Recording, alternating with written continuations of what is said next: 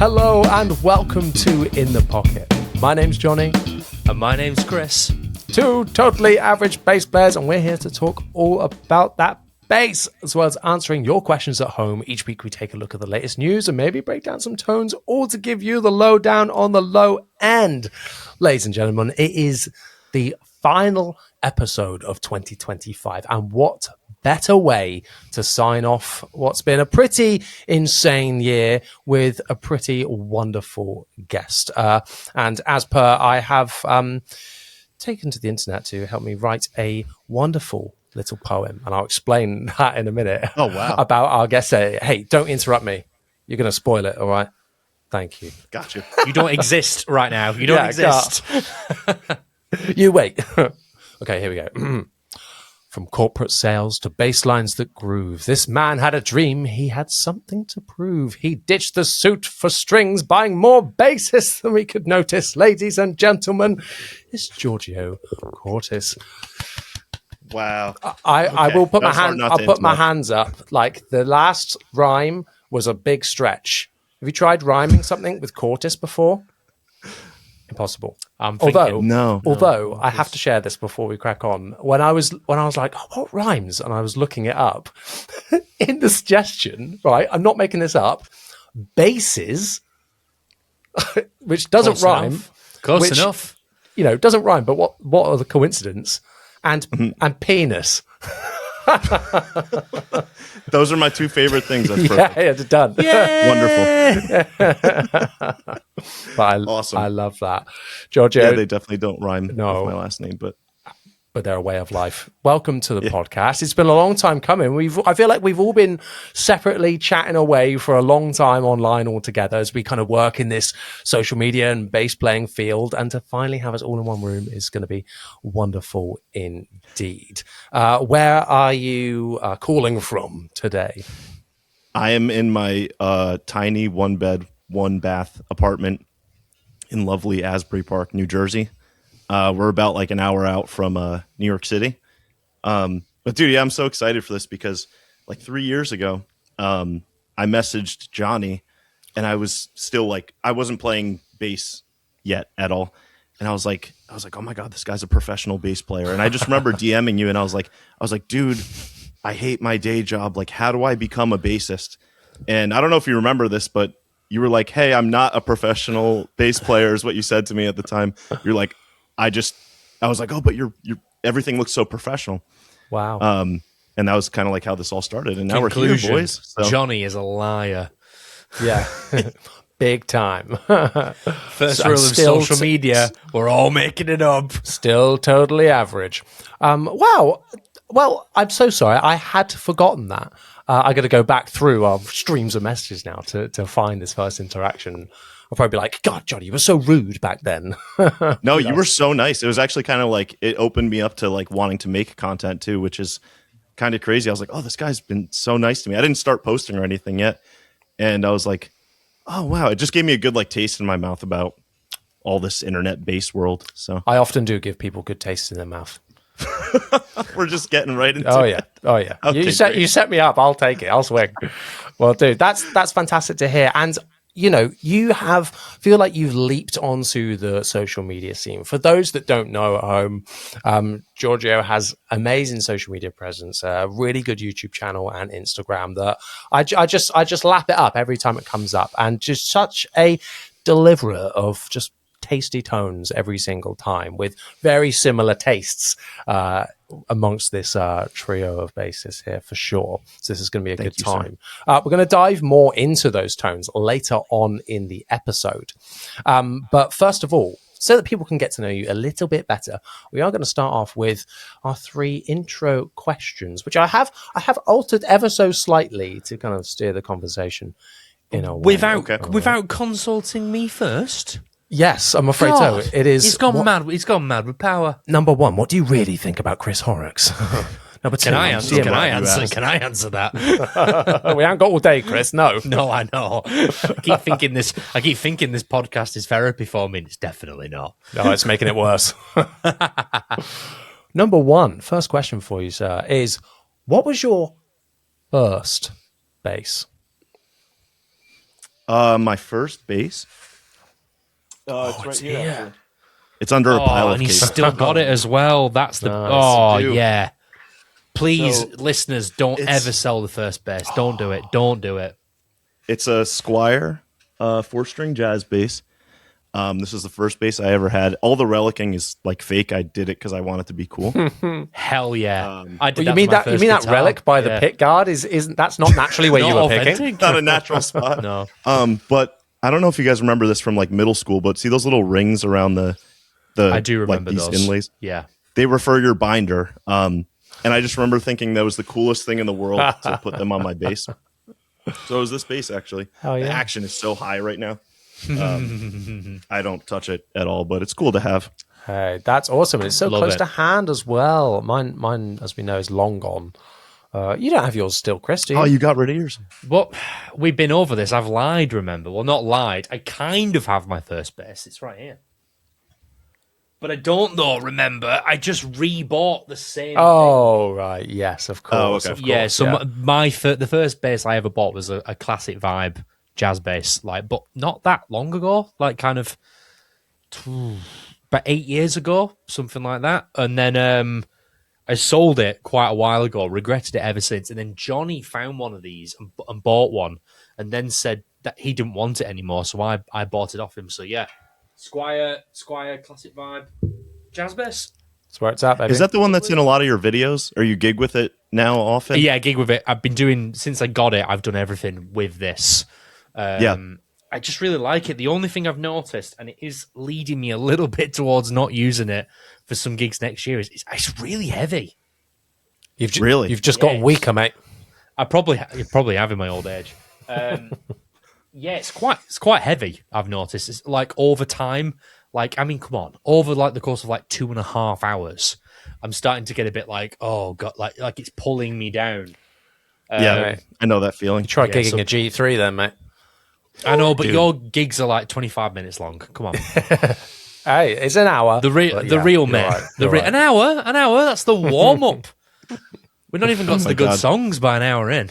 I know. Anyway, but you kind of No, it's true though. Like I'll feel the difference. I never would really like pay attention to any of that, and then like we do these casino sets that are like total playing time is like 3 hours and 15 minutes, and like that last hour, I'm holding the bass, and if it's like just a little heavier than normal, I'm like, I really feel it, that extra pound or so. But yeah. And I bet that extra hour is like 1 a.m. or something like that. Yeah, and you're just like dying. Yeah. oh yeah, I'm ready to be out of there. Yeah, we're gonna get to that because I want to dive. I really want to dig in and get the whole difference between like UK working gigs like I do and then the US version that you do, because I want to see where the differences is. That's the main thing. But these are supposed to be quick fire questions. Come on, get back to it, Johnny. Come on. Yep. So that was my first bass. That was that bass that I have Lovely. here. Fantastic. Still have it. Question number 2 is, can you describe your bass playing in 3 words? Yes, I can. Done. Yes, I can. Barack Obama. Right. So for right now, it's changed because the band that I just joined, I'm going to make this like a longer thing than it should be, but like I replaced a bass track. So I needed to fill this space that was once like a bass track that had one layer, then an octave above it, an octave below it, a synth in it, and like just it was so thick. And so at the moment, my bass playing is simple. Like the first word I'll use is simple, which ties into the next word, which would be thick. Like I have an octave patch on almost the entire show. Hell yeah. Some sort of, like I need to, because this band was so used to having so much space filled. Wow.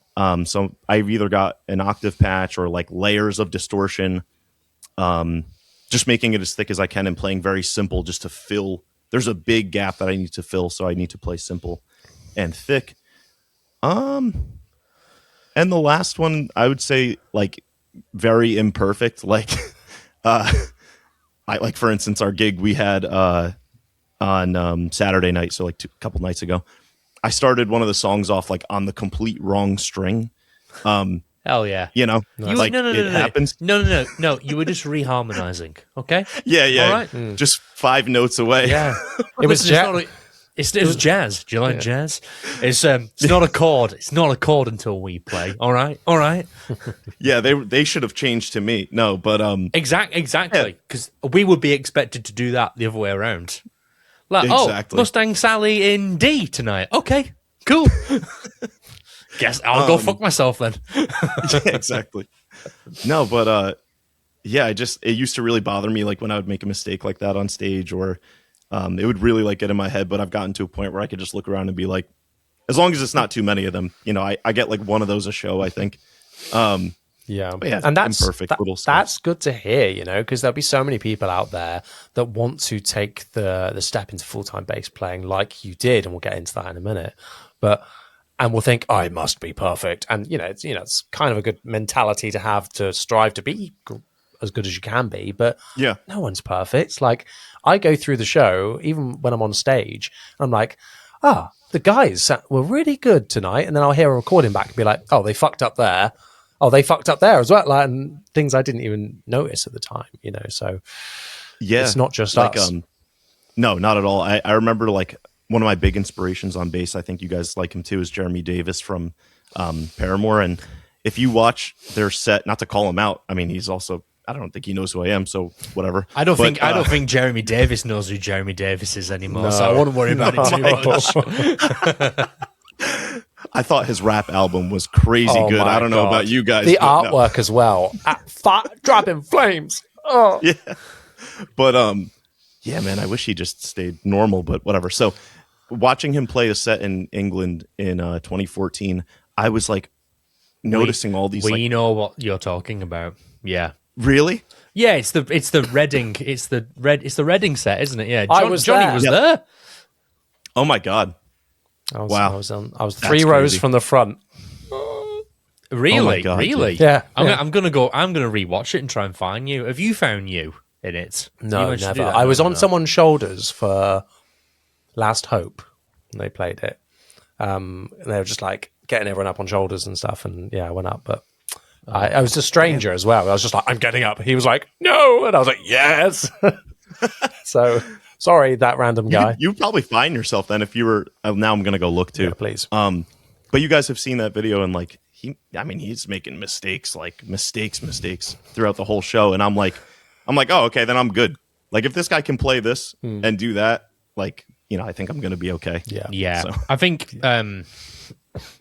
there's a lot of like, I think this. I work with a lot of people who are similar to that in terms of like mistakes are inexcusable. Like really, like you might get one bit of. I had a guy. I played a wedding gig with this guy. I've done loads of gigs with him since, but I didn't know him that well at the time. And we did the first set. Let's pretend it was an hour because usually it is. And he came over and basically just told me the first thing was like, "Yeah, man, there was a few mistakes in that set," and then just started saying what I got wrong. And I'm like, well, yeah, thanks, mate. I'm really going to enjoy the next hour we've got together on stage. Thanks for that. Knowing that you're like listening to me like a hawk. And we've done lots of gigs since. He's not like that now. But the imperfections sometimes of live music is fine. Yeah. Like if you wanted it crystal clear and perfect, either be a band or go watch a band that's like very track heavy. And there's nothing wrong with that. If that's the decision. Or just listen to the album where it hopefully is all correct and like in time and stuff. Like I don't really think it's that deep, but yeah, that Jeremy Davis, the Paramore set at Reading and Leeds in like 2014. Me and Johnny come back to it loads, basically saying that is the greatest distorted bass tone ever. Oh yeah, 100%. That's like where that's influenced me so much. But also like just to what you were saying, I've played in a band where I would make content like making a joke of like, oh, I made this mistake, and that like content did so well, and the band leader did not like that whatsoever. Like he would have chats with me about it, and he was that kind of band leader who was like, and I was making like 1 mistake, 2 mistakes in like 3.5 hours of playing. Like, come on, like it's not that deep. But now it's not that deep, and as long as it's not like too egregious or too often or the same mistake over and over and over. But now I'm in a place where we can laugh about it. It's a healthy environment, but I've seen both sides. It's interesting. Yeah, absolutely. I mean, obviously, coming from the... Oh, sorry, actually, before I go on, I was about to transition into what we're going to talk about, but I've got one more question left for you before we do that. Mm-hmm. It was number 3. Why did you pick up the bass? Why? So I played piano as a kid. I took lessons and I hated it. And then, like the original reason as a kid in like 6th grade, I picked up a bass was because, do you remember the singer from the All American Rejects? They're making like a resurgence now. Yeah. Tyson Ritter. Tyson. I wanted to be him so badly. I grew my hair out and he played bass and I was like, whatever that instrument is, I need to go play that. And so I picked up a bass, and then also like Green Day, Mike Dirnt, Paramore, Jeremy Davis, all that got me interested. And then I gave up. I gave up after like 6 months. It wasn't cool to like play bass where I grew up or be in a band, so I dropped it. I went and I played sports like the whole rest of my life, dropped music altogether, and went through corporate America, ended up really not liking the career path that I was going down, and just started taking lessons for fun like 3 years ago. I didn't even remember like what a major scale was or like how to hold the bass really. Like I had to go buy one because I forgot that I had this one in like my parents' basement. And then, it's all she wrote, and here we are. And here we are. And how many years are you into it now, being a full-time bass player? So I started taking lessons 3 years ago. I had a full-time job in corporate America. I was doing like professional corporate sales. That's what I used to do before I went full-time as well. Really? Yeah. Interesting. The salesperson to like musician pipeline is very real, like for like working musicians, I feel like. But that first year I was like taking lessons. I had no intentions with it. And I don't know, do you guys have School of Rock where you are or something like that? Well, we have the film. Okay. No, we don't. We don't have the. I've heard of this because my old sales job was like I sold to like educational institutes. But now we don't have we're not even close. Okay. No, we don't have that here. The reason I ask is they have like an adult music program, and like it was kind of like embarrassing. Like I was going back to school like to take lessons and doing that weekly, and they put you in a band in the program, and they give you like the worst slot every 3 months to go play a gig. So I did that for a year. Thought it was the coolest thing in the world, and then made some friends, started gigging locally in like a bunch of really crappy original bands. And then I auditioned for like to be a professional working bassist about a year and a half ago. And then I did both for a bit of time, got fired from my day job, and then just kind of like made it work after that. That was about almost a year ago now. I'm sorry you were fired, but I'm so glad you brought that up because your story is the same as mine, and your story is the same as AMP, the bass player. We were both made redundant from our jobs, and then we both went, oh, well, I'll give it a go. Like, I'll try and do the whole professional musician thing, and if it doesn't work, it doesn't work. And that was about 4 years ago for me. So the pipeline is so, the coincidences are so strange, which now makes me think, I think I need to get Jonny fired, is what I'm thinking now. Yeah. Do you have a date? Like, do you do something during the day? Not to be like that guy, but like, what do you do for a job? Well, I do. So my fiance runs like a business with like working with dogs and people's pets and stuff. And I like work. Well, I'll say work with. I work for her. She's my boss. During the day we do that and we work together, and then that's usually a morning thing, and then in the afternoon we'll transition over to out. She'll have some other work things to do, but then I'll be in here either filming something or prepping for a gig and stuff like that. So I guess that's my day job now. But then before that, I worked for this clothing company in the day. I think I saw a video that you made with them when you were leaving. Yeah, right? that was my last day. I Nice. worked with them. I worked for them for a couple. I don't know how long I worked for them. Like a year or 2 years, something like that. And then before that, I did just the music guy thing, but then like lived on savings for a bit. I was like my first year or two, and by lived on savings, I mean I lived in the spare room of my mum and dad's house. And basically just told myself, well, you can live on savings if you spend no money. None. So Yeah, I dude. lived on like £200 a month for like 2 years.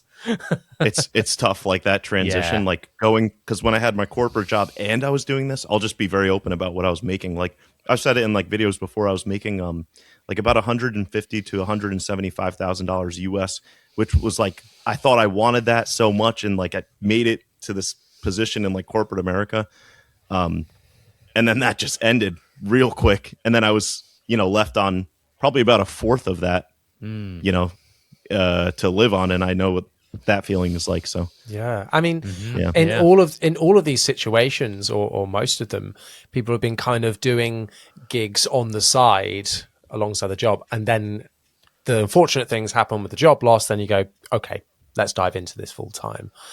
Yeah. I suppose that's a kind of tip for people, isn't it? That like don't quit just yet, and keep No, it yeah. going. And What tips would you give? it's a good question. I'm still like figuring it out. I have no idea what I'm doing. I'm 29, but like just to like, it really was so unplanned. And the crazy part is that I play in a church too. And I remember the week that I got fired, I went up to the priest at our church, and I was like, I'm so unhappy in my corporate job. Like, I don't know what to do with my life. And the priest was like, oh, just tell God you want him to show you what, is right for your life. And I was like, all right, I'll do that. And then like 2 days later, I got fired from my job. I can't make that up too. Wow. And I was just like, The Lord hey, works in mysterious ways. like, why'd you do that to me? You took my job away. You took my 401k. Yeah. I honestly don't know if I have any advice. I just, I just don't know if I'm like in a position to give any, because I don't even know what I'm doing, man. I make silly little videos, and then I go play my gigs, and I don't know, if you're passionate about it, go for it and just see what happens. I think you gave some good advice in there. I think a lot of what you just said then about you're still figuring it out as you go. I think to an extent everyone is doing that, and no one ever is like in a position where they're like, oh, I really know what I'm doing and I've got it all figured out. I think I wing it every day. Every gig I almost feel like I'm winging it. Every video I feel like I'm winging it. I'm just figuring it out as I go along. And I think a lot of other creators do that as well. I think for me, what you were saying then about, what Jonny said, like, don't quit and stuff like that. I think it's good to have, if you're working a job, but it's not what you want to do long term, you want to do something like music, or it could be a different passion. It could be like photography or videography, or any other creative field, or a different something you have a passion for. Having like building up like an exit strategy is always a good thing.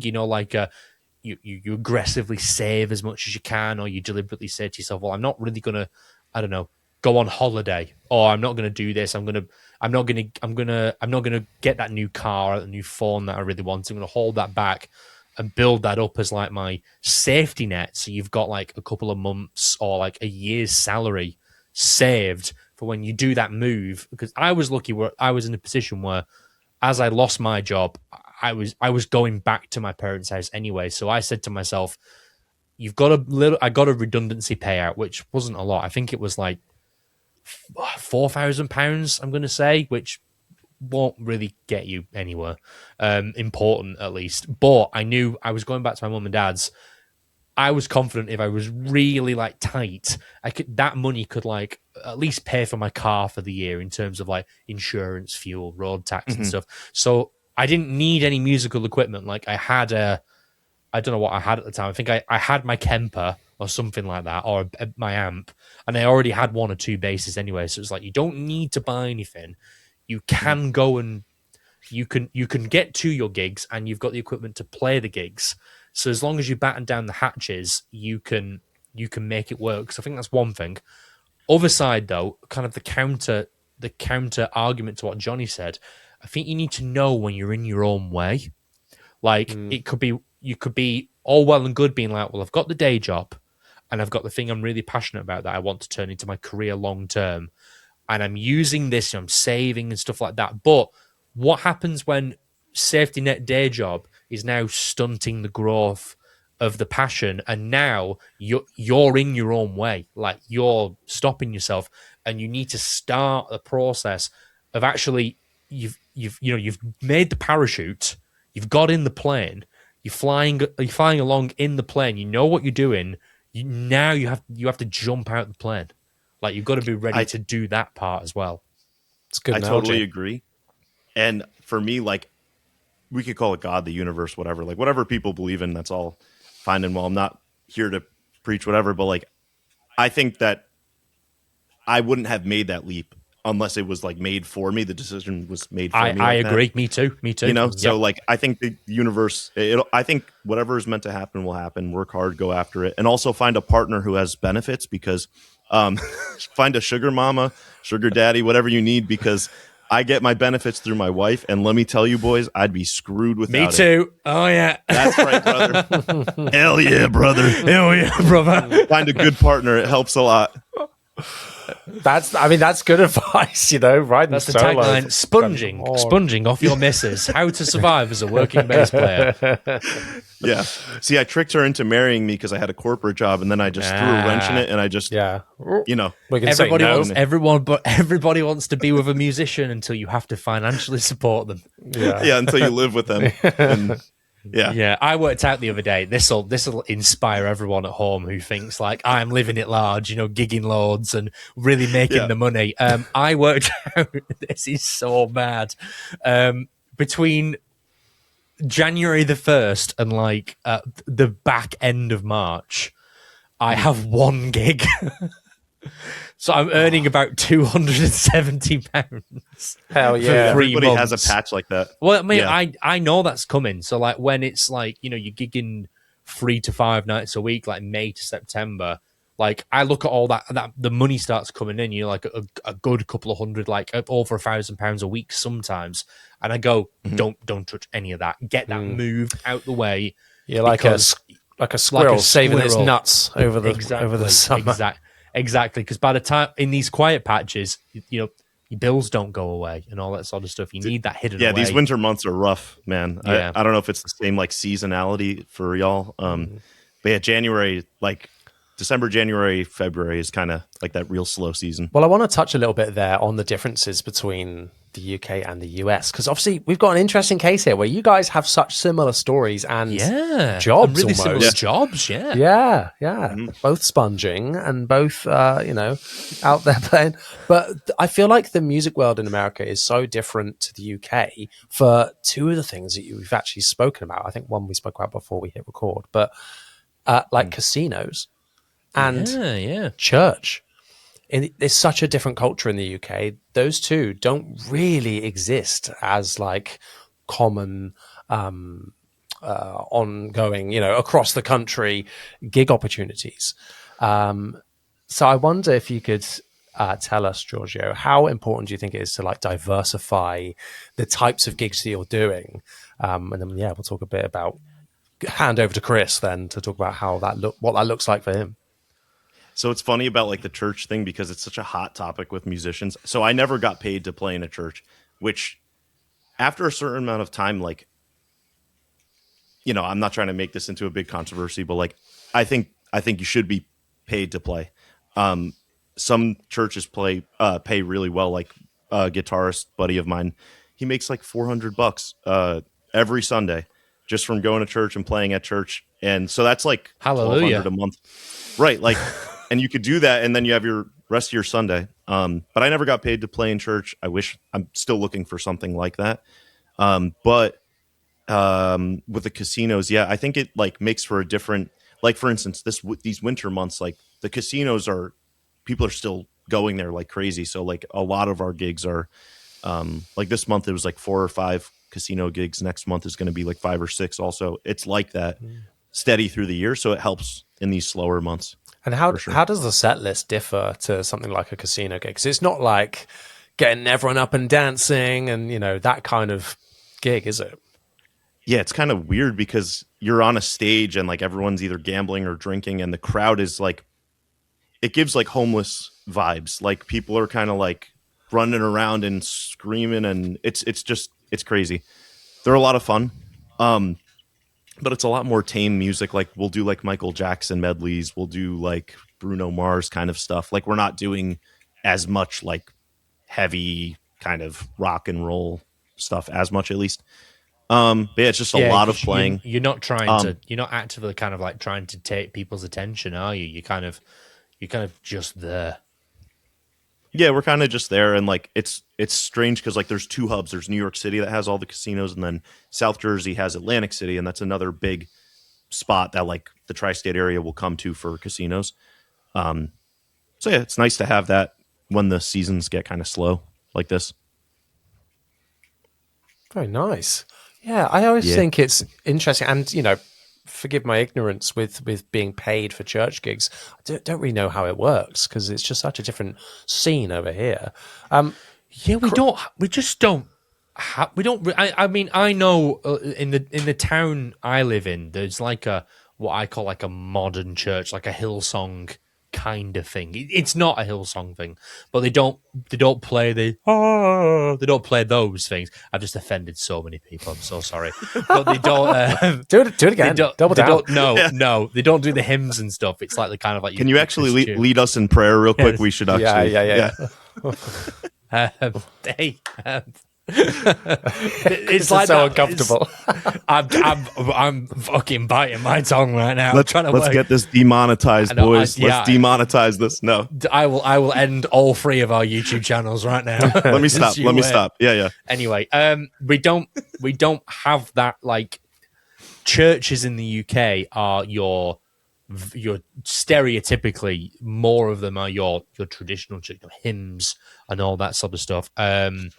But it's difficult for me to comment because I'm not a religious person at all. But I know we all know Jordan from Backburner Noise. I've seen him talk about it, and he said like you should never be paid for it. Like play your payment. You're worshiping as well. Like you're not being paid to worship. Your performance on stage is part of your sort of like gift to the church and stuff. And I think if you agree or disagree with that, it's not really my place to comment. Like I'm not a religious person. Like no, it's such a weird topic. When they knock on the door, and they do knock on the door at our house. I send my fiance to the front door, who's covered in tattoos from the neck down and has witch across her chest, and they very quickly go, "Have a lovely day," and then leave. They're like, "Oh God, she's gonna infect me!" Oh no! They come back the next day with a flame. Keep trying to set the house on fire. I know, but I'd like to dig in a bit more. The big thing I'm really interested in taking from this conversation is I kind of want to know the nitty gritty differences between all three of us, because we all go out and gig, but like a little bit different to what Jonny does, because Jonny plays more in that tribute scene, and his gigs are a bit more. I feel like, Jonny, your gigs are a bit more like stereotypical gigs, if that makes sense. Like when people pay to go to a concert, but we do the whole we do the bar thing, we do the wedding gig thing, and I really want to know what the differences are between those things. Like songs that always get played here might not always be the songs that get played in the US. I want to get boring. I want like set lengths. Let's do it. I want like, all that sort of stuff, like, like backing tracks, yes or no, all that kind of thing. Yep. So I think the first thing I think is really interesting is stereotypically, Gorgio, like whenever you're posting online, it's always like a pretty naughty bass tone, I'd say. Oh, thanks. It's great. I love it, and I know Jonny loves it. It's all very much up our street. But I would be punched in the mouth if I did that at a wedding gig. And I've tried to, and deliberately, I swear, people don't know what to do with that sound in a mix, so they just go, just turn it down, and then blame me, which is great. I love that. Thanks, everyone. So I'm assuming this is just because you've played with an act for a certain amount of time, and you've just molded the sound you've created works for that act from like a wedding and a covers gig. But how did you come to kind of like start being like coming to the mindset of actually, you know what, now I am going to put a lot of dirt on the bass, and you do the whole well, you did last time I saw online. You did like a lot of like the crossover stuff using things like the anagram. You know, you got that smooth compressed low end, and you're applying things on top. Like, how did you? What brought you to that conclusion of I'm going to do that? And more importantly, this is the interesting thing.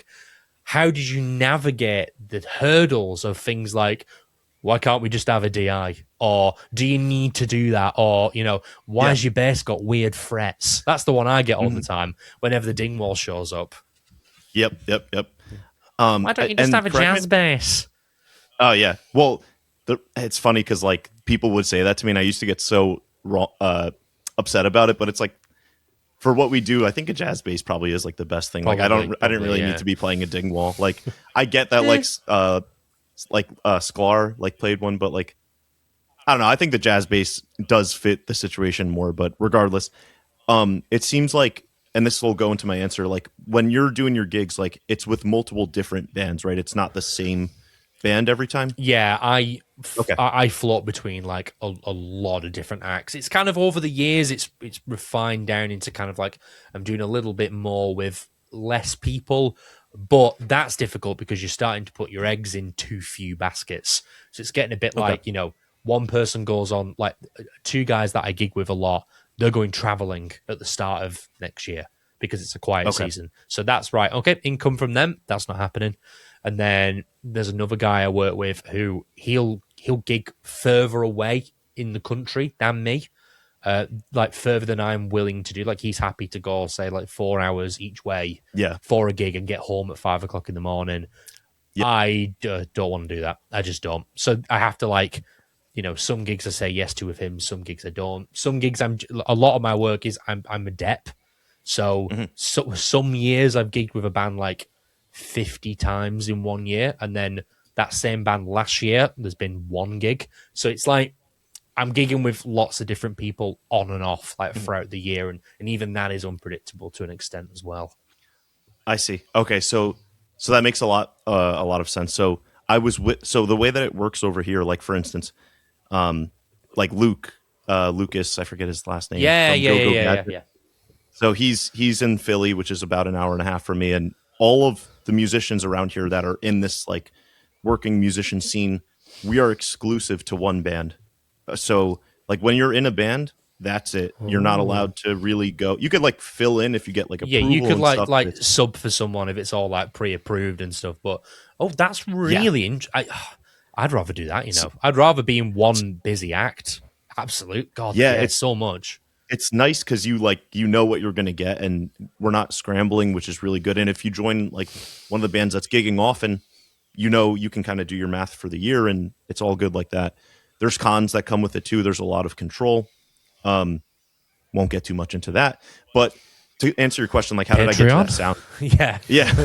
We can talk about it in Patreon. Actually, that's perfect. But I joined my last band, and it was my first professional band, and I was very like tame. I used no effects at first. And then I slowly started like throwing a chorus on, and then I'd slowly start throwing on like it's always chorus first. It's always chorus. Yeah, it's just like the easiest. Yeah, it's like not so bad, huh? It's like it's like bass. It's just a bit. It's disco. Yeah. But which song? I just kind of which song did you start putting chorus on first? Because I'll tell you which one I started doing it on, and it won't be the same song probably. But go on. I think it might be "Sweet Child of Mine." Oh, see, that's really yeah. interesting. That's really interesting. Obviously, great use of chorus, but does that come up? Do you play that a lot? Oh yeah, almost every night. Never, Sweet Child of Mine. Never played it. Wow, never. It's never come up. God. Ever. I know other bands have played it. I've got friends who've done it, but it's never come up in a set list for me. Ever. I don't think. Dude, every band plays it. You'll go see any band around here like that. I mean, we could get into this too, but Mr. Brightside, the middle, Sugar, we're going down. Mr. Brightside, yeah, the middle comes up a little bit for me, but it's only in bands that like do that kind of stuff. Like their sets will have more like Blink-182 in it, or it'll have more Green Day, or it'll have like some other things. Like there might be some like Fountains of Wayne, or you know, those kind of Stacey's bands. Mom. Like Stacey's Mom. But like stereotypically, like the middle won't come up. Mr. Brightside every gig, unless the client has said they don't want it. In which case, I'm like, well, you're an idiot then. Without fail, Mr. Brightside, yeah. So this band that I just joined, Garden State Radio, like they put. I wasn't really singing much in my last band, and I've never been a singer, but they just put that song on me, so now I'm singing it every night, and I'm like, oh my god, what you sing? You're singing "Sweet Child of Mine." No, Mr. Brightside. I mean, in your defense, Mr. Brightside is mostly one note. Yeah, it's perfect. And like my range is not great, so it's like, but so over time in my last band, I developed, like, I kind of just pushed the envelope more and more to the point where, like, you've probably seen some of the distortions I was using. Like I had the X on, and I would have Big Booty Judy on, and a Sans amp, which is sitting right here. All at the same time, and like I would get some looks sometimes. I had a conversation or two, because in your ears there's a lot more mid-range than like what's actually being heard out front, and I've had those conversations with the old band leader. But ironically, like the band that I just joined, they hired me for my sound. They were like, we love amazing. Yeah, fantastic. Okay, yeah, they were like, that was a big thing. They were like, we really like, we've heard your sounds and stuff, and so it brought me to where, this band like wants me to use octaves and, fuzzes and, that synth pedal, like things stacked on it, like and just take up as much space. Sorry, Gorgio, where do you live? Just so I can look at some house prices. Dude, it's impossible. I'm stealing your gig. I feel, dude, I'm so happy with this gig, man. It's a really, they're like, oh, that sounds crazy, go for it. Yes. Which is because amazing. There would be some people, like you say, that are just so uptight about it, and like, no, it must be exactly how the actual song sounds. We're not going to divert from that, or like you must play it how it is. When actually, live music, you just kind of want to, get people into it and then show people a good time by you on stage having a good time half the time, I think. Yeah. But yeah. And like they give me feedback too. They're like, hey, like maybe instead of that fuzz, like why don't you try that pedal and like that? But it's just developed. He's there with 20 fuzzes on. Like, imagine if you like leaned in and it's like, next time could you go? I noticed you were using the era knob on the microtubes, on the vintage microtubes. Would you mind turning it over to the slightly more vintage side? I think we could do with a bit more low mids. And you're like, what the fuck? Yeah, what the hell? Yeah. You know too much. Yeah. You know way so too I've much. noticed you've been using a POG on the set lately. I think personally I prefer a bit more of an OC2. Well, so would I, but I can't afford one. Oh, dude. I was looking at that octave pedal that's like $600. I forget the name of it. Oh, which one? The something leaf one. The leaf. The leaf. Oh, the free leaf. Free leaf. That's it. Yeah. I'm going to tell you something off air that will make you very happy. But you'll see. You'll see. I know things. But anyway, all right. Okay. Yeah. News to me. Very cool. Yeah. Wow. That's amazing. Speaking of all of your sounds, Gorgio, I wonder if we can transition now into having a listen to some of these dirty tones in the flesh. You have sent us an audio file for us to listen to. I'm just going to shut the hell up, and we're going to have a listen to it right now.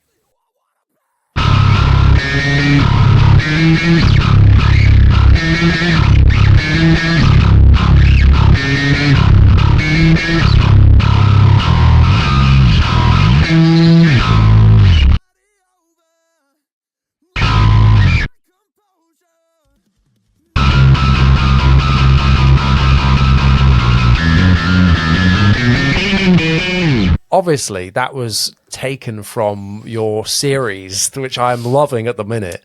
Love it. Which basically just ripping a load of Beartooth songs in the spirit of Christmas, which is two of my favorite things. Sounds absolutely insane. What inspired you to do this, and what inspired this sound? Yeah. What is that? Tell us. So ever since you guys had Jordan Ray Landers on, I've taken so much stuff from him. Like everything gets like trickled down, and I feel like I get what he gets like 3 months later. But he always talked about the VT bass DI. Like so I was driving from a gig in Maryland to one in Philly, in Pennsylvania, and I was on Facebook Marketplace. My wife was driving, and I like made her do a detour. Driver and everything. Nailed it. It's not often. It was just because it's like a new band. But I use the VT Bass DI Deluxe. Nothing else, like, and just cranking the gain, and it's hard to see, I guess, but everything drive character all the way up, mids scooped out, highs and lows up, and the cab sim on this, and it just sounds so good, dude. Man. Oh, wow. What So a is that preamp. what the example we just heard then? Is that just that pedal? Literally, that one is just this. Nothing else. And yeah. is that going into your G3? Yeah, G3, Yeah. which is right here. Very nice. Very nice. Yeah. G3 into that. Like, I feel like we all do. I don't know, maybe, but like, I have my work bass stuff where it's a little bit more tame, and then when I'm here, I'm like, I just want to like that bare tooth bass tone. I just want to have that on for the entire set, just straight through, no changes. Like, but maybe 100%. that's what I Proud Mary, blame it on the boogie, on full. yeah. yeah, like. I try and get away with as much drive as I can in my bands. But I haven't had any complaints yet, so it's fine. Hell yeah. But yeah, that pedal is so good. I used it last night, but just the single version, not with with my G3, sadly. But yeah, I'm trying to get my hands on one of them. This is really noisy too, so I think the one that you have is a little bit less. it's slightly more modern, I think. Which one do you have, Yeah. Johnny? Do you have the one that's like the size of a normal Sounds amp? Yes. That right? Okay, because I've seen that one, but I've never seen in person the one that Gorgio's got. I think it's huge, like a PlayStation 2. Yeah. At our show, I kept it with me as a backup for the show we did on Saturday. Someone poured their entire Jack and Coke, like it got into the, you just saw it seep into all the things, and it's still kind of working. Now This it is kind a of little- sounds like this. It's got a bit better, a bit It's gruff. got raspy. Yeah, Yeah, it got more raspy. I was nice. thirsty. Yeah, damn. And of course, you're picking pretty hard to get the sound out of it as well, which I think is just essential to that sound. I've had people say like, "Oh, I've used the same stuff and can't get the same sound." I'm like, "Well, how are you tone is in the hands, like to a certain extent. When it comes to tones like that, it's got to be because you've got to absolutely Totally. slam it." I've had that same experience that you guys have had too, where like I think when you guys were talking to Jordan, maybe it was you, Chris, that was like, "Oh, I built out all your settings and like I sounded like horrible with it." Like I've had that same experience too. Like Yeah, I did that. where Yeah. yeah, like I looked up all the like where Jeremy Davis had his knobs, and I did it, and I was like, "Oh man, I just suck. Like this is just not my Yeah, thing." I did it with the Origin Effects bass rig Super Vintage, which is over there. Like there it is. Oh, I was just gonna say this pedal. Yeah, I mine's on the shelf back there, but I set it to how like Jordan had like posted on his Instagram story. It just sounded so shit. Well, it's like, but there could be so many factors. Like obviously it's different basses, it's different hands, it's different signal. Like one of Jordan, whatever bass Jordan was using in that video could have been like really low output for whatever reason. It's like I've got basses over here that you would think are like kind of low output, and they're not. Like some of mine are like really hot, and you wouldn't think they are. Like my P bass is like so loud, despite the fact it not being like a hot pickup or anything like that. So there's just so many factors. But hands, strings, how old are the strings? How many pedals are in front of that pedal? I know things you can say, oh, it's true bypass, but true bypass is there's still stuff in between the bass and the pedal we're talking about. There's just too many factors to think about. Yes. It's funny, like we're talking about Jordan, like some of his sounds, I'm like, how you had that question for me, like, how did you not get fired from your band, like with those distortions? I'm like, I watch his videos and I'm like, damn, if he can do that, like, all right, I'm gonna start towing the line a little bit. And they work live as well. Like I've seen Yeah. seen like him play with Corey Kent, and like I watched them. Me and Johnny watched them on the same tour, but different dates because we couldn't meet him in the middle. So we both saw him on different days, and they did like a cover of "Come Together" by the Beatles, and it was just like the amount. The tone was so dirty, and it was like, I swear to God, the front of house guy knew in this song we really need it to be bass heavy because all the guitars just like fucked off for that song, and it was just the bass just got doubled in the mix, and it was like, oh.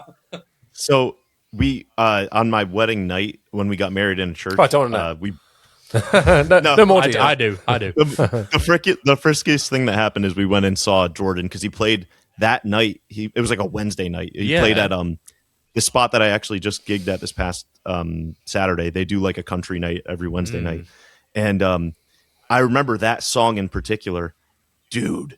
I don't know what he had on. Obviously, Big Booty Judy, but like something else. And our band that I'm in now, it's the Judy and the VT bass, because he showed me his rig on that tour was like a tuner, a chorus, the Judy, one other thing I think, like I don't know, something else, and then like the VT bass at the end. And he was like, that just goes to front of the house, and that's that. Yeah. Yeah, dude, I remember that. I was like, oh my God. But our band plays that song too, and I get to use it's on my board right now, but it's the bass War Fuzz. Just, oh, dude, it takes up so much space. I love that thing. Man, that's amazing. Speaking of amazing, I'd like to take this spot to give a shout out to our Tier 3 Patreon members, if that's quite all right with you chaps. Go on, go on then. Sure, why not? Yeah, why not? Go if you head to patreon.com/in the pocket pod or in the pocket podcast, I can't remember. Click the link down below, you lazy bugger. If you head there, you can join our Patreon to help keep the lights on for this podcast. You can support us on any of the different tiers that we have, be it just a tip jar every month. The tier 2 is the same, but with a little extra content. So after this episode, we'll be recording a bonus episode for you to listen to and contribute to. And then our tier 3 members get all of that and also get entered into our monthly giveaways and get a shout out like I'm about to do. So let's read out these wonderful names. Here we go.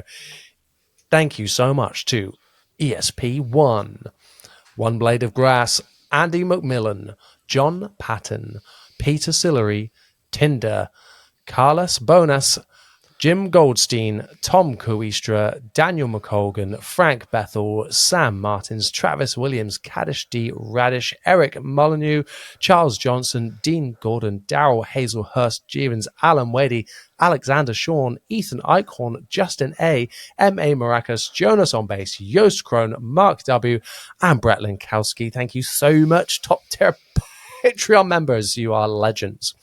Now, before we continue, of course, these people are entered into giveaways, and giveaway we must announce. So I'm going to grab behind me.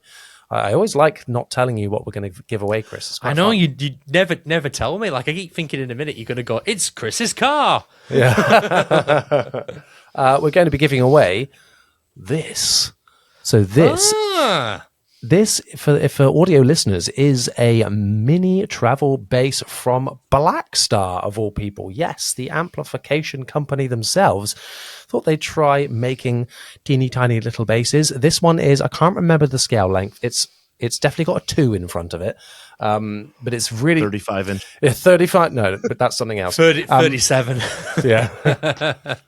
But this one is, I kid you not, I've played lots of mini basses before, and this one is one of the best, in my opinion. It's got a P-bass pickup, like normal size P-bass pickup that is... Quarter pounder. Yeah, you could too. In the kind of bridge position, if you like, kind of more towards the bridge than it is in the middle. It's got a truss rod wheel at the base of the neck. Like, what? What? Why? This has no right to have that. And the strings are, I think, 130 gauge. Hell yeah. Yeah, on this tiny little bass. So that's how it keeps the tension. I was going to say, yeah, that's to sort of keep the tension. The string needs to be so thick. That's so cool. And it plays so nice. So I've done a review on it. If you want to go and check it out and listen for yourselves, you can definitely do so. But if you want to be in the chance of winning, head on down, click the link in the bio. And yeah, join Tier 3 Patreon today. Thank you so much. That thing was so cool. It's awesome. That was a really cool looking bass. Yeah, it's really great. I love that they've done it, and I want them to do more. And it seems like mini basses. I know we'll talk about one later on in Patreon, but there's been another one announced recently, which I think people have been jumping on this trend a little bit, which is fun. I'm here. Mini G3. Oh, imagine. Oh, imagine. That would be a killer if Gibson decided to.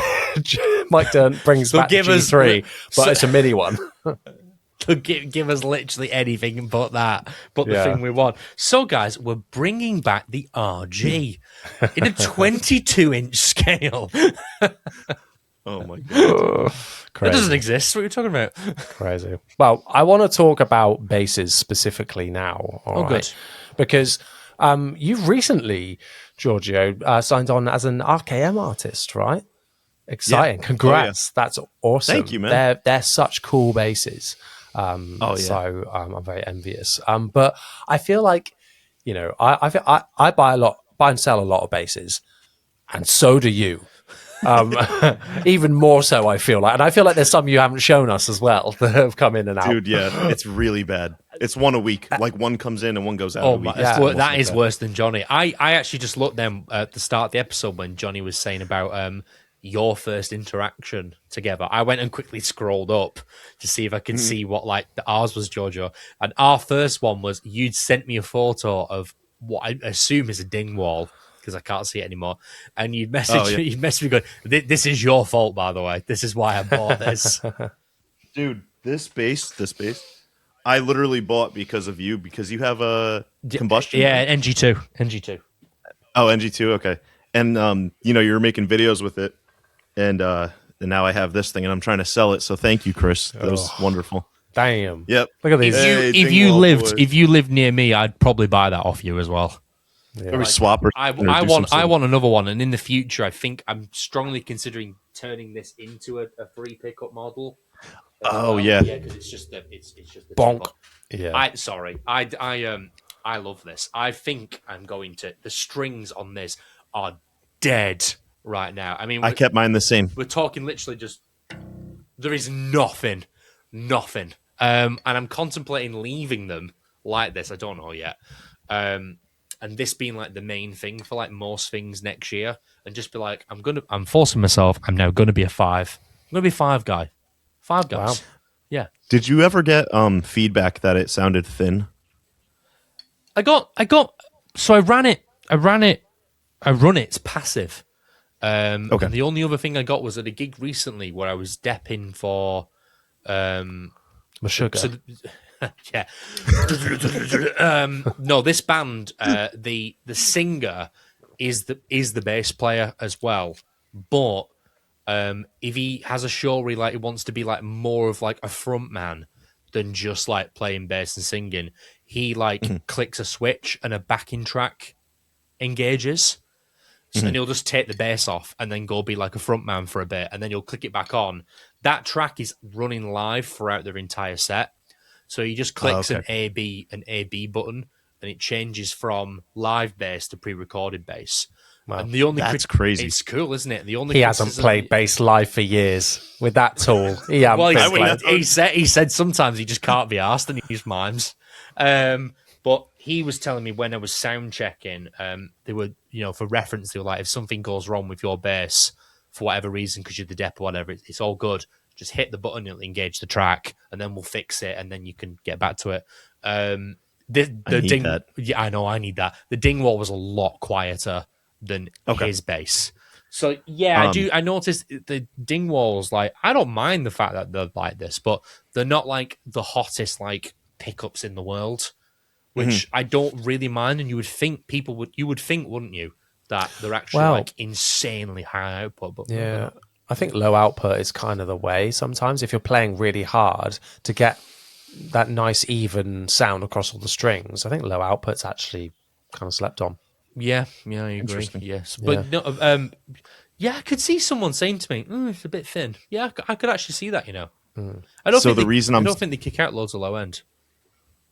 They don't, and I had to do a lot of work with compressing and then adding stuff in. But when I did my audition for the band I just got in, one of the people that was there working with the band was like, "Yeah, the only feedback we got was that the bass just sounded thin."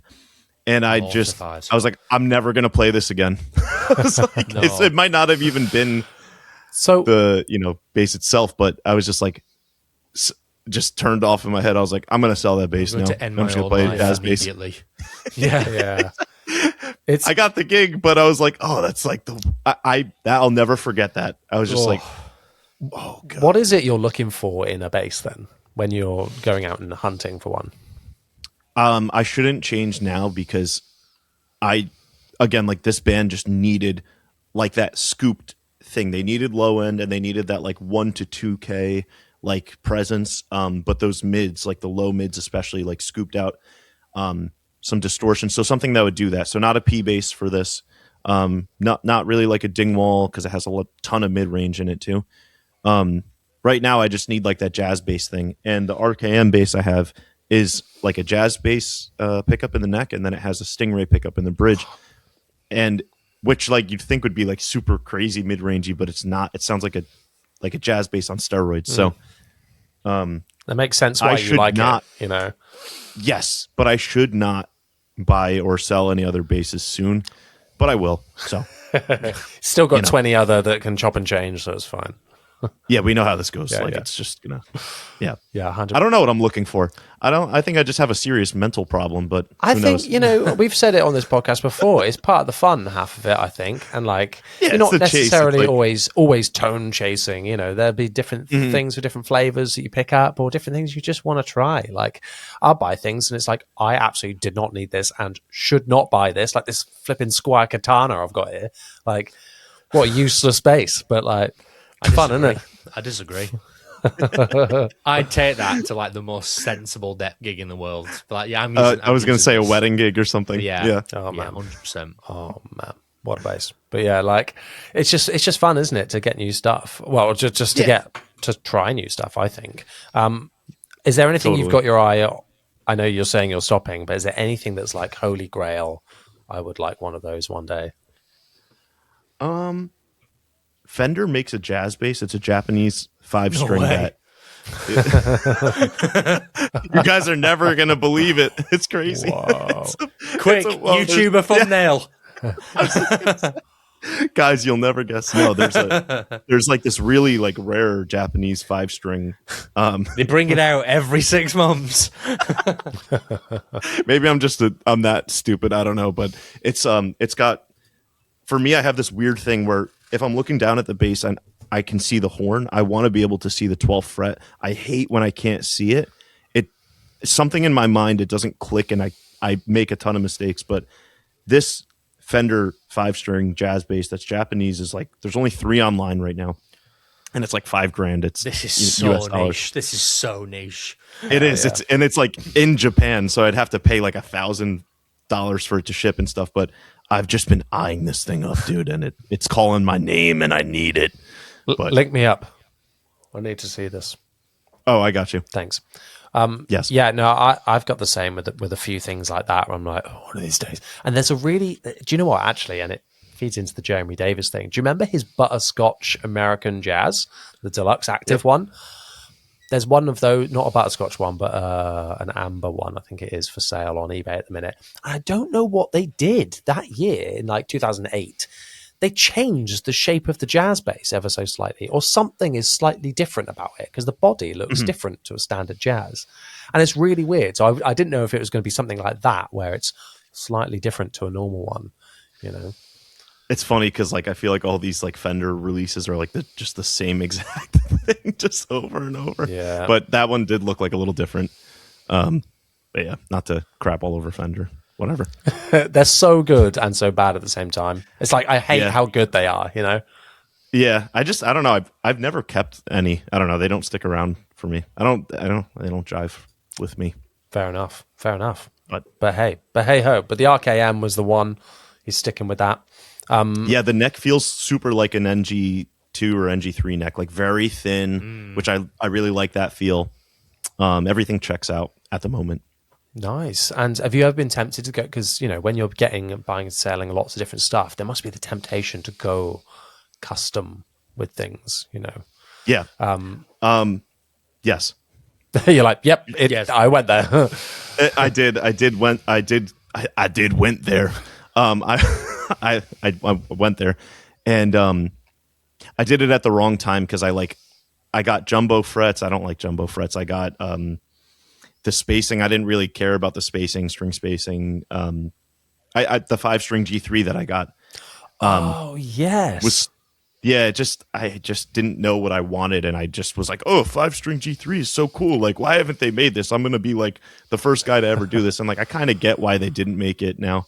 It was cool for the time, but I would have done it different now. I'm going to let you in on a secret about a bass project I might be working on this year. Ooh. It's Not another one. Yeah, it's a custom. You got my attention. It's a custom, but it's. I don't know if I've told you about this, Chris, before, but I don't think you have actually. No, there's a couple of weird details about it and what the collaborator wants to do, and so we're working on it together. It's not going to be like a signature model or like a totally custom bass for me. It's like us working together on it, kind of thing. It's weird. Mm-hmm. But have you ever seen those fart pedals? No. Yeah, oh, like yeah. You put what? I might be into. Wait, like I'm confused. All right, I'm confused. You can buy like a pedal, guitar pedal that's like turns the sounds into farts, right? Just every note you play, and so I'm getting it installed as a preamp on board the bass. So just taking the guts out and putting it in the bass, so it's going to have the foot switch in the bass, so you can turn it on. You're actually doing that? He's going to do this. And wait, stay with me. I can't help but feel sometimes because you can doesn't mean you should. Dude, that is crazy. It gets worse. I've decided I'm going to make it a dual P pickup, so it's going to be the pee pee poo poo bass. It was a pleasure. Time for everyone. Dude, that is ridiculous. Every day I love you a little less. Dude, what if you're playing like a show seriously, right? And you just hit the thing by accident, like just straight out to front of house. I want his regular play. Yeah, exactly. So I wouldn't worry. I want a band to reach out to me and be like, "We hired you for your sound. We wanted you for your sound." Just farts. That is ridiculous. I've never heard that before. I've heard the frog one. Oh, the fart pedal's amazing. Do you remember did you guys see the Korg Miku pedal? Oh yeah. Did you see that one? Where it's like everything sounded like a girl in an anime shot. Yeah. So stupid. Incredible. That would be incredible. Yeah. Well, damn. Well, speaking of incredible, that's what this episode has been, my friend. Thank you so much. Before we head over to Patreon, we're going to cover some news items as we've kind of worked in questions into this episode today. Some bits that we haven't covered that we're going to get your thoughts and perspective on. We are going to go through some actual quick fire this time, quick fire questions with you to finish off, if that's okay with you. Yeah, of course. Let's do it. Okay. Here we go. I'm going to start things off, if that's all right. Question number 1 is pick or fingers? Pick at the moment. Very well. Yeah. Okay. Question number 2, active or passive? Passive. Very nice. Question number 3, rounds or flats? Rounds. Question number 4, 4-string or 5? 5-string, baby. I feel naked playing a 4-string. Even if it's in BEAD, I just feel so naked. Interesting. Wow. Very well. Yeah. Is it me or is it you? It is you, yes. It's me. Yeah, sorry. In-ear monitors or wedges? In-ears. I actually don't even bring I used to do both. Like I'd bring a Spark cab to my gigs. But honestly, the in-ears like have been sounding great lately, so I'm good with just that. Very well. Number 6, P or J? J bass. Need that scoop. I'm trying to keep it short, but my relationship with mid-range has changed so much. Like I used to like use a P bass and blast 250 and 500 and just like make it real boxy. And now I do the opposite. I use a J. I scoop that area. So yeah, jazz bass. Hell yeah. A jazz bass. Very nice. Question number 7 is, what is your desert island bass? That's hard. He turns around staring at his children. I just banged the crap out of this on my Moog. This. this Squire. After just Johnny, slagging off a P bass. You just had, didn't you have one of these? Yes, I did. That's mine. There we go. No, It's like blaring like crazy. I love this. I love playing like Tower of Power stuff on this. Yeah, like if I was stuck on a desert island, it'd be this, and I would just learn how to play a 4-string properly. EADG, nice and simple. Fair enough. Lovely. What an Lovely. incredible instrument that is. I regret selling Lovely it. jubbly. Beautiful. Yeah, because I also wouldn't be in a wedding band on the desert Oh, no, island. you would. So. You'd be trapped in a hell, just repeating. Yeah, exactly. Casino gigs, just every day casino gigs, 5 hours. Rehearsals. Perfect. Number 8. What is the best bass effect? And don't be lame and go compression. Boring. I actually, It is the best. It is the best effect because it's it's essential. But no, I don't want to hear it. Parametric EQ. Yeah. Which I also love. Yeah, oh same. God, this is hard. Shit. I think the bass war fuzz is just, dude, it takes up so much space, and it's been helping me out so much lately. That, and then a second would be Big Booty Judy. I actually have 2 of them on my board right now. Whoa, like right next to couple each of other. Judies. Very good. Yeah. Very good. But yeah, distortion, fuzz, bass war. The Hell Big yeah. Booty Judy is the one I can't shift. Like, I'll be like, I'm gonna retire it for a little bit and have something else, and I just go back to it every time. Every time. So I good. haven't It's so found good. something. Yeah, and I never liked the distortion, like that really metallic sounding distortion that like Dark Glass does. The only way I can get a really good organic distortion sound is with the Judies mixed with other stuff. So I can't go back. Yeah, I gigged it the other night, but I was mostly using the Ashdown triple shot for drive, and then the Judy is like a flavor on top. But I only used it a couple of times. But like, yeah, it's an iconic pedal now. Love it. Oh yeah. Number 9 is, what is your unpopular bass opinion? This is more of okay. Like It's you like, can have like a hot take as well if you want, like a hot take. Yeah. This one has always bugged me, and it kind of like stems out to other musicians, but like, I don't know if there's this stigma where you guys are too with jazz musicians, but jazz musicians are very like, around here, at least in this New York City area, a lot of them are very pretentious, and they're like, oh, you didn't study jazz, you can't play jazz. People who haven't studied jazz, this is my opinion, can go play jazz and be fine. Like, we know the modes, we're all good. But I've never seen one jazz person play Mr. Brightside, Sugar We're Going Down, or anything else and keep tempo. Not once in my life. Drummer, bassist, guitarist, and I'm tired of this shit, man. The shade that is thrown for people who don't play jazz, and they're like, oh, you can't. Yeah, the other yes, way we can around, do what yeah. you do. We can do what you do. You cannot do what we do. And I'm tired of this, like, Yeah, thing that- Smoke and mirrors. You can't play consistent eighth notes at 140 BPM to save your life. No, and you're going to call it simple, but you can't do it. Yeah, Okay. no, a jazz drummer is Fair physically incapable of not crashing on the 2. Yeah. You know who else does that, jazz drummers? You know who else crashes on the 2? Lars Ulrich. There we go. Yeah, Thank perfect. you very much. But oh man, there's so many like things about that. Yeah, I've just ran into a bunch of type of people like that, and they're not all like that, but in my experience, the majority are. Maybe it's where I'm at. I don't know, but yeah, they can't play Sugar. If you can't play Sugar, we're going down. Then Like, you're going down. You are going down. Yeah. then you can't say nothing. No, That's it. you can't say shit. Question number 10. Yep. Pre question. Giorgio, do you like Star Wars? Oh shoot! Do you I did see it. Do you prefer Lord of the Rings? I don't. I'm not okay. I'm fixated Which on character Godzilla. from the Bible? No.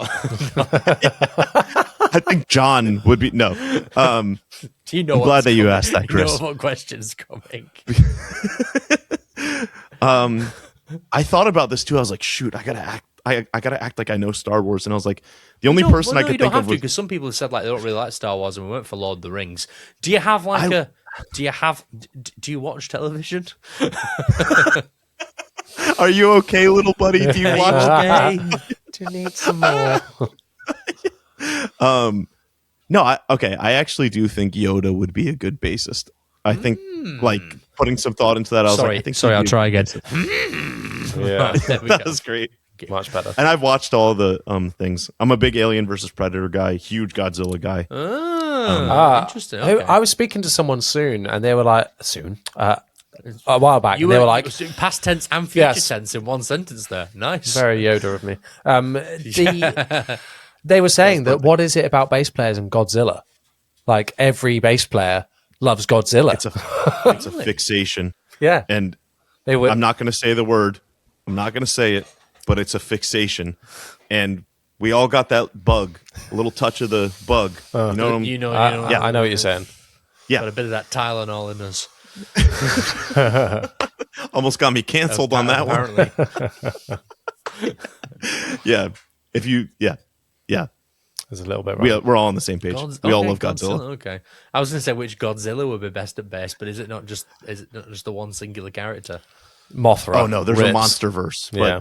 There we Yeah. go. Sweet. Awesome. Very well. Very well. Well, good stuff. Thank you so much, my friend, for joining us once again on this podcast. And no doubt it won't be the last time. We'd love to have you back in the future. Oh yeah, dude. Down the line. That'd be wonderful. Where can the good people find you on the internet?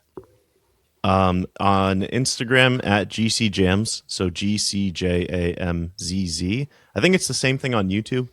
I'm trying to get back into posting like regularly. It's been kind of crazy joining this new band, learning all the material and stuff. So yeah, you can find me there.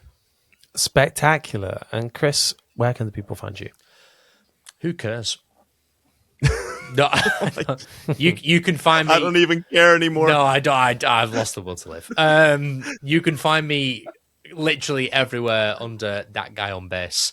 I'm doing the same thing. I'm trying to make YouTube work slowly and steady. The subscribers are creeping up. Thank you very much for everyone who's chosen to give me some of your attention and watch a video. I really, really, really appreciate it, and I always will. And I will do my best to keep making above average video content. Jonny, where can the lovely people find yourself? Fabulous. You can find me over on YouTube, just / Jonny Dibble, and then also the same over on Instagram. Bit of admin before we close up. Don't go anywhere just yet. If you are listening on a listening platform of choice, be it Apple, be it Spotify, etc., you can rate this podcast 5 stars. It helps us to reach more people, algorithms, etc. So nice free way to help, and it is greatly appreciated. If you're watching on YouTube, make sure to comment down below, like the video, subscribe if you're having a good time. And also, if you're having a really good time, head over to our Patreon and, have a look at the tiers and consider joining and supporting us financially should you want to. All and any support at any level is greatly appreciated. Thank you so much, everyone, for listening. We'll see you next time. Tazzy, bye. Bye.